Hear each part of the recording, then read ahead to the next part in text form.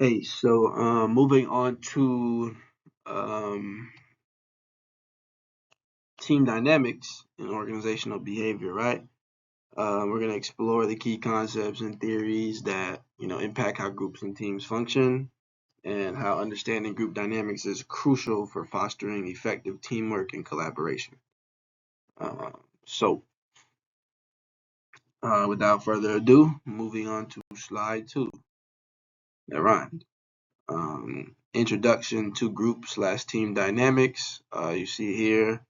Group dynamics refer to the behavioral and psychological processes that occur within a social group. Understanding the dynamics help manage teams more effectively, right? Groups and teams are fundamental units of performance in organizations. And effective teamwork can lead to higher productivity, creativity, and job satisfaction. And what we're going to do is we're going to look at the stages of group development, uh, roles, norms, and the importance of cohesiveness. So, groups versus teams, right? Groups are collections of individuals working together, while teams are cohesive units with shared goals, right? Um, Teams often generate positive synergy through coordinated effort, and the differences include levels of interaction, the accountability, and the performance goals. And teams have a clear purpose and work towards common objectives, whereas a group, they have individual goals. Um, and understanding these differences helps in the structure of how to make work effective, or structuring work effectively, better said, and assigning tasks, right? So moving on to the stages of group um, and team development, right? So Tuckman stages: forming, storming, norming, performing, and adjourning. Forming is team members getting to know each other and understanding the group's purpose. Storming is, when conflicts may arise as individuals assert their roles. Um, Norming is when team members establish norms and the cohesiveness develops, right? And performing is the team fully functioning and working towards the goal. And adjourning is when the team, disbands after they've achieved their goals, right? Or achieved their objectives. And each stage represents a different phase in the team development, and understanding the stages helps in managing the team effectively.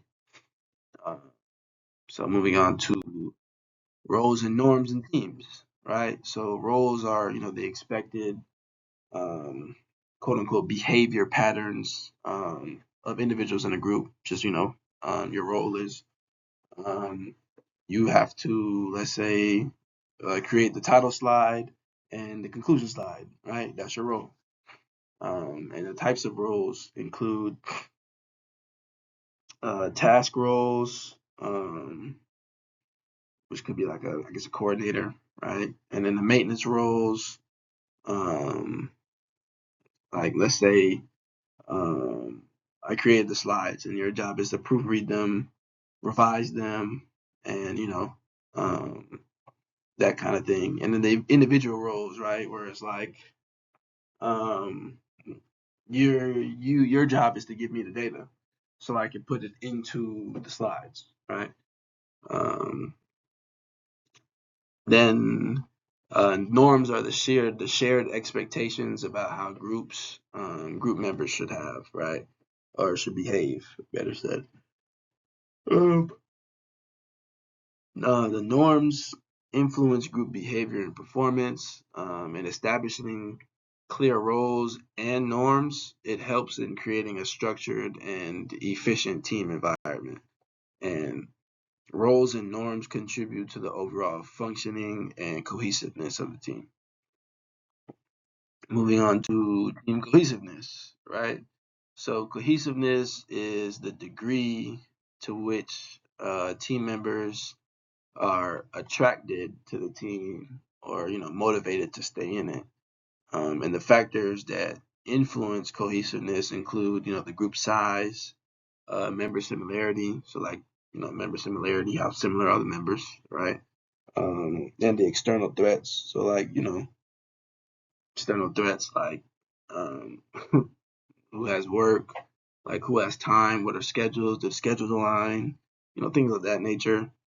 Um, High cohesiveness it leads to a better performance, increased satisfaction and reduced turnover.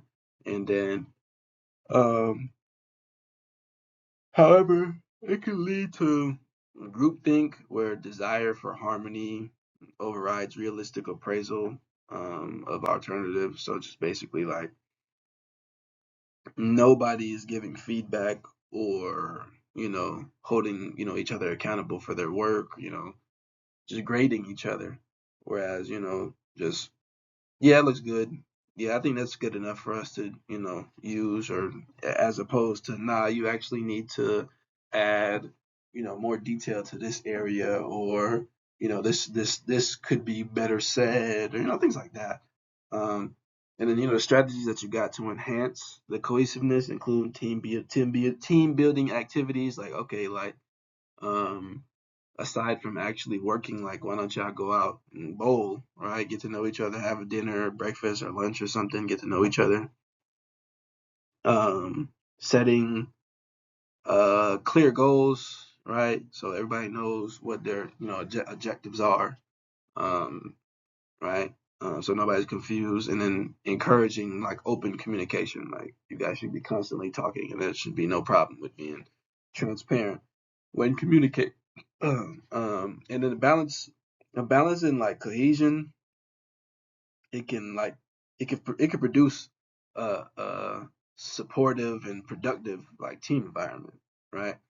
If um if a team is balanced, then it's just gonna be it's gonna move in the proper direction, Moving on to groupthink, right? As discussed before, it's like the desire for harmony that leads to poor decision making.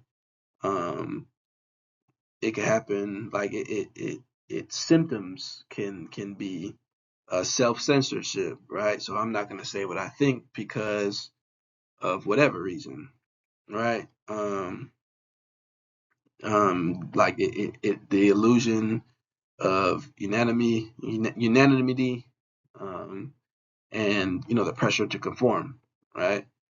Like just the pressure to yeah, I guess that looks good enough. Like you know, allowing other people to lead without voicing your own opinion, right? Allowing work to be not as good as you want it to be, right? For whatever reason. Preventing groupthink, um, it involves encouraging diverse opinions and critical thinking, right? So like, letting people know like, okay, I want to hear, let me know where you think I could be better at in this situation, or let me know what I can, improve upon, or I'm gonna let you know what I think about, how well this has been done or how it could be improved, right? And leaders should create an open environment where different views are valued, right?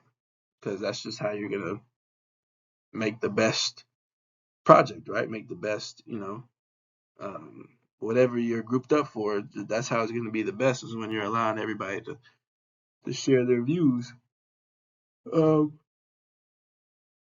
the techniques to prevent groupthink include, being devil's advocate and breaking the group into smaller discussion groups, right? And then recognizing the signs of groupthink like early, it can help in taking the proper actions to ensure better decision making, right? Then you have decision making teams, right? So techniques like brainstorming and the nominal group technique can enhance team decision making. Um, Brainstorming encourages the free flow of ideas without criticism, and it fosters creativity, right? Just allowing people to think out loud. Um, good idea, bad idea, whatever idea, just give us some ideas. The nominal group technique involves individual idea generating, followed by group discussions and ranking, right? The advantages of team decision making include diverse perspectives and increased buy-in from team members. Disadvantages include potential for groupthink and longer decision-making times, and effective decision-making processes, involve clear communication, defined roles, and structured methods, right? Then you have the conflict in teams, right? So conflict can, come about from task, relationship, or process issues. And task conflict involves disagreements, about the content or maybe even the outcomes of whatever task you have people doing. And relationship conflict involves interpersonal issues, and it can be detrimental really to cohesion. um, the and process conflict involves disagreements about the logistics, and effective conflict resolution strategies are essential for maintaining um, team performance, right? So like the techniques include, like I said, open communication, mediation, and just finding a common ground. And imagine managing the conflict effectively. It can lead to just better understanding, innovation, and just stronger team relationships, right?